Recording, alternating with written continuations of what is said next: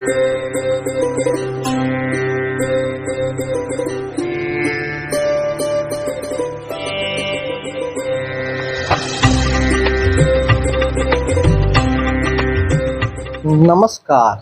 प्रिय दर्शकों, हाजिर हूँ मैं।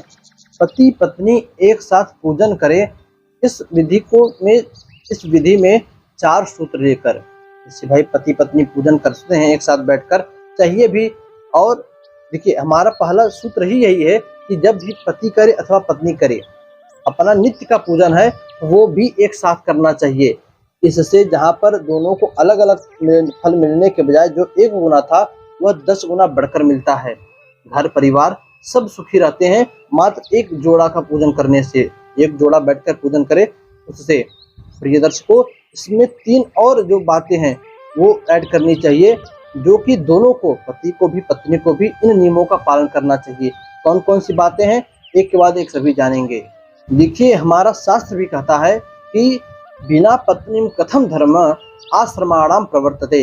जब विवाह में सप्तपदी होती है तो कन्या का तो नहीं, किंतु वर का एक वचन ये भी होता है कि बिना पत्नी कथम धर्म, बिना पत्नी के कोई धर्म मायने नहीं रखता मेरे लिए। वर कहता है मेरे लिए मैं कोई भी दान पुण्य धर्म करूं, किंतु जब तक तुम मेरे साथ नहीं हो मुझे कोई धर्म नहीं अपनाएगा, मुझे कोई धर्म नहीं अपना आशीर्वाद देगा। बिना पत्नी कथम धर्म आश्रमाणाम प्रवर्तते, वो भी इस गृहस्थ आश्रम में तो एकदम भूल का भी नहीं हो सकता।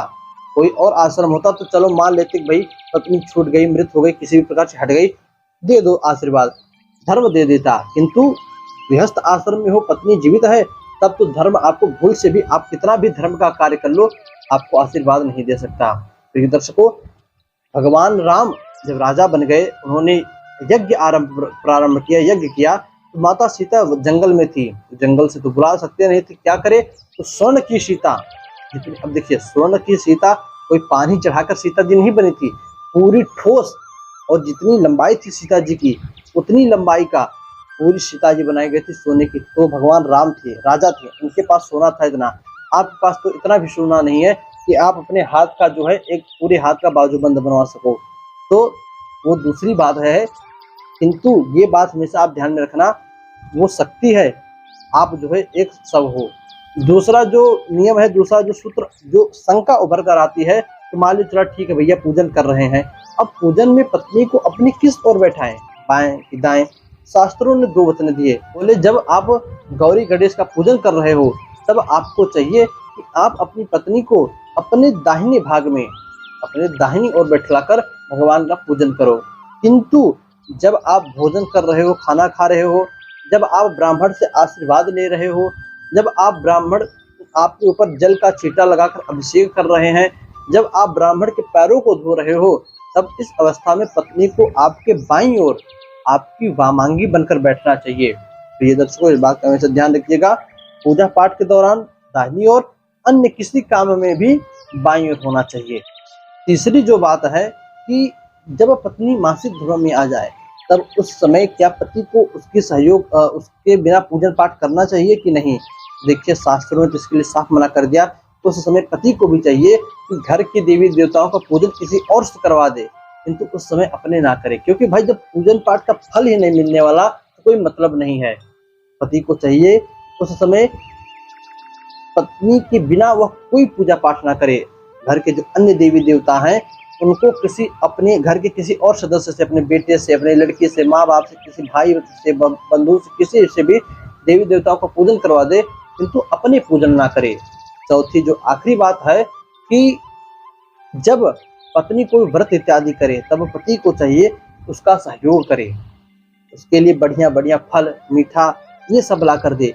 अब ये नहीं कि पत्नी जो है कोई पूजा पाठ करे, धर्म का कार्य करे, पति उसके ऊपर उल्टा गुस्सा करे, नाराज हो, शाम के समय मदिरा इत्यादि का पान करके, दारू शराब पी कर आवे, उसे मारे पीटे, उससे गाली गलौज करे।